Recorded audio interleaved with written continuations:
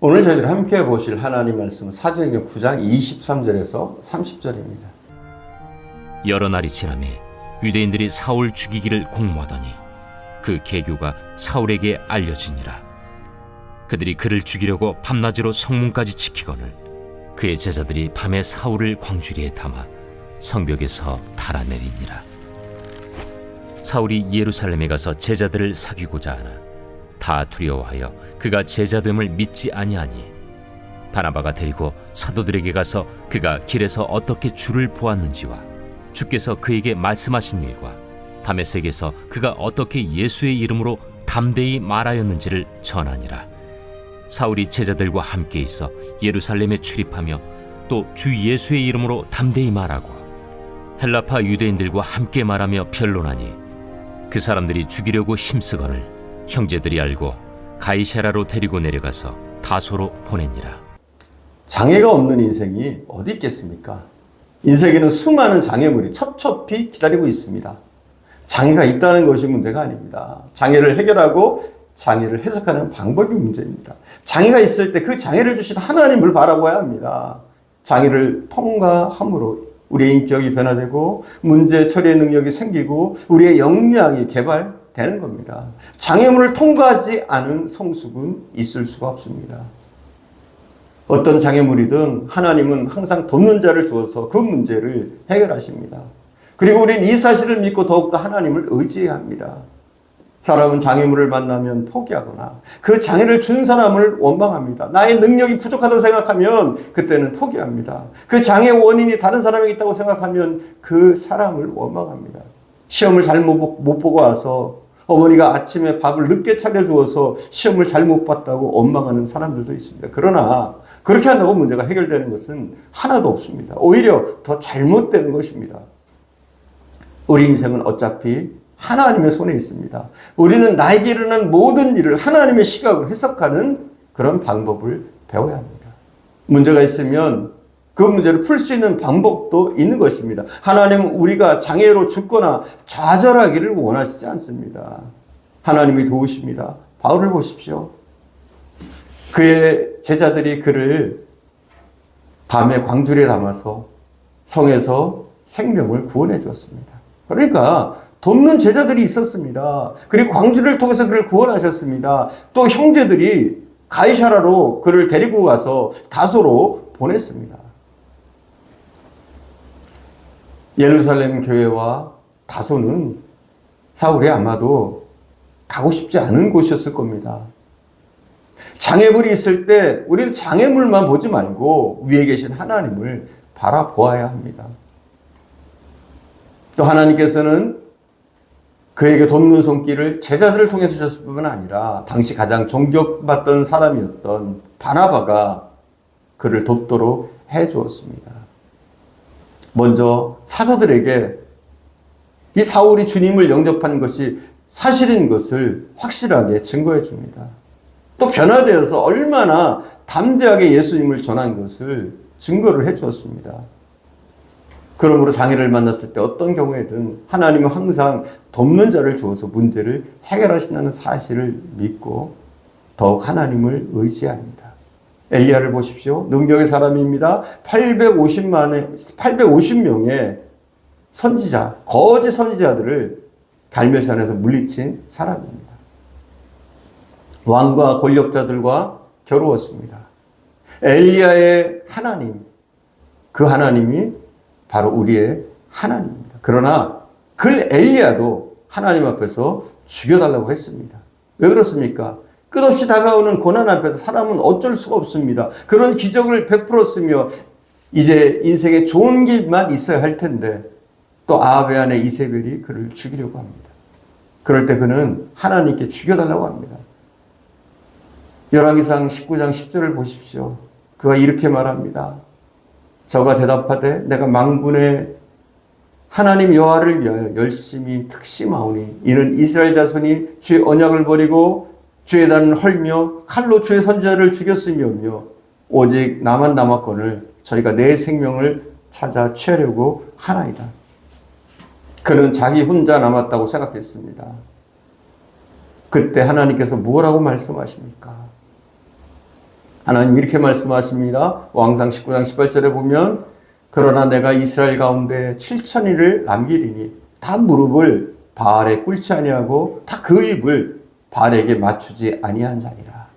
그는 홀로 남았다고 했는데 하나님은 7천인을 남겨두셨다 말씀하십니다. 홀로 힘이 없다고 낙심하지 마십시오. 장애물이 앞에 있고 나는 홀로 있다고 고독해하며 쓸쓸해하지 마십시오. 그 장애물이 있는 곳에 우리 하나님이 있습니다. 하나님의 도움의 손길이 있습니다. 하나님은 도망가는 야곱에게도 나타나셨습니다. 그리고 이렇게 말씀하셨습니다. 내가 너와 있어 내가 어디로 가든지 너를 지키며 너를 이끌어 이 땅으로 돌아오게 할지라. 내가 내게 허락하신 것을 다 이루기까지 너를 떠나지 아니하리라 하신지라. 그렇습니다. 하나님은 도우십니다. 우리에게 고난이 있고 어려움이 있더라도 하나님은 끝까지 우리를 지켜주시는 줄 믿습니다. 내가 못한다고 해도 그러니까 포기하지 말고 하나님의 방법으로 장애를 극복하며 목적을 성취하고 하나님의 뜻을 우리는 이루어야 합니다. 바울은 로마서 8장 28절에서 이렇게 고백합니다. 우리가 알거니와 하나님을 사랑하는 자 곧 그 뜻대로 부르심을 입은 자들에게는 모든 것이 합력하여 선을 이룬다. 저는 이 말씀을 믿습니다. 우리에게는 더 이상 좋은 일, 나쁜 일, 고난과 축복을 굳이 구별할 필요가 없습니다. 따지고 보면 이 모든 것들이 하나님이 우리에게 복 주시려고, 우리를 성숙시키려고, 우리를 이 땅에서 멋지게 사용하시려고 주시는 것임을 우리는 믿어야 합니다. 여러분, 우리에게 중요한 것은 무엇이냐? 하나님을 사랑하느냐? 내가 그 뜻대로 부르심을 입었느냐? 이게 문제입니다. 바울이 고백했던 것처럼 그 뜻대로 부르심을 입은 자들에게는 모든 것이 합력해서 선을 이루게 됩니다. 이게 문제인 겁니다. 내가 그 뜻대로 부름을 입었습니까? 이 확신만 있다면 우리에게 다가오는 고난은 더 이상 문제되지 않습니다. 우리에게는 오히려 그 문제가, 그 장애물이 기회일 뿐입니다. 하나님이 선을 이루어 가시는 방법일 뿐입니다. 고난이 있습니까? 장애물이 있습니까? 오늘의 어려움이 있습니까? 그것은 기회입니다. 축복의 수단입니다. 로마서 8장 18절에 보면 바울은 또 이렇게 고백합니다. 생각컨대 현재 고난은 장차 우리에게 나타날 영광과 좋기 비교할 수 없도다. 이 말씀을 여러분 믿습니까? 여러분 그렇습니다. 우리가 당하는 고난, 어려움, 시련, 장애물을 포함한 모든 환난들, 우리에게 장차 하나님이 보여주실 영광과 비교할 수 없습니다. 하나님은 우리를 사용하길 원하십니다. 그것을 믿으십니까, 여러분? 종교개혁자 칼빈은 이 세상을 떠날 때 이 말씀 요절, 생각건대 현재 고난은 장차 우리에게 나타날 영광과 좋게 비교할 수 없다. 이 요절을 27번 외웠다고 해요. 현재 고난은 장차 나타날 우리의 영광과 좋게 비교할 수 없도다. 비교할 수 없도다. 이렇게 27번 다 외우지 못하고 27번째 세상을 떠났다고 합니다. 고린도후서 4장 17절에 18절에 보면 우리가 잠시 받는 환난에 경한 것이 지극히 크고 영원한 영광에 중한 것을 우리에게 이루게 함이니, 우리가 주목하는 것은 보이는 것이 아니요 보이지 않는 것이니 보이는 것은 잠깐이요 보이지 않는 것은 영원함이라. 우리는 영원한 세계를 바라봐야 합니다. 장애물은 잠깐입니다. 작은 것에 불과합니다. 우리는 이미 충분히 축복받은 사람입니다. 최고의 복을 받은 사람입니다. 우리가 구원받았고 하나님의 자녀가 되었고 하나님의 나라를 상속할 그런 하나님의 사람들입니다. 하나님의 뜻과 하나님이 우리에게 주신 비전은 반드시 이루어질 것입니다.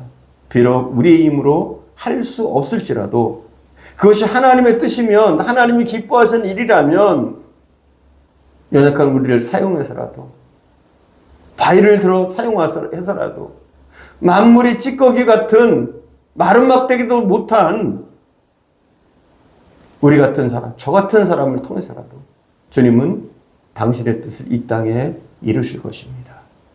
기도하겠습니다. 사랑하는 주님, 하나님의 뜻대로 살려고 하나님의 복음을 전하려고 결심하고 다짐하고 주의 길을 갔던 사울에게 수많은 고난과 환난이 있었지만 하나님은 그때마다 피할 길을 내시고 도움의 손길을 주셨는 줄 믿습니다. 오히려 사울에게 있어서 그 많은 환난과 고통들이 그가 성숙하며 하나님의 사람으로 세워지는 시간이 되었음을 믿습니다. 사랑하는 주님, 더 이상 우리에게 있는 환난과 어려움들을 아버지 우리가 장애물로 생각하지 않게 하시기를 원합니다. 이 고통과 이 실패 때문에 나를 원망하거나 타인을 원망하는 일이 없도록 우리를 도와주시고 오히려 이 장애가 변해서 하나님의 사람으로 세워지는 놀라운 영광을 경험하게 하옵소서. 우리가 이 땅에서 겪는 이 모든 것들은 우리가 장차 우리에게 나타날 그 영광과 좋게 비교할 수 없음을 우리가 늘 고백하게 하시고 이 환난조차도 하나님이 우리를 통해서 이루시는 합력하여 선을 이루시는 방법임을 깨닫게 하옵소서. 오늘도 함께 하신 주님께 감사드리며 우리 구주 예수님의 이름으로 기도드립니다. 아멘.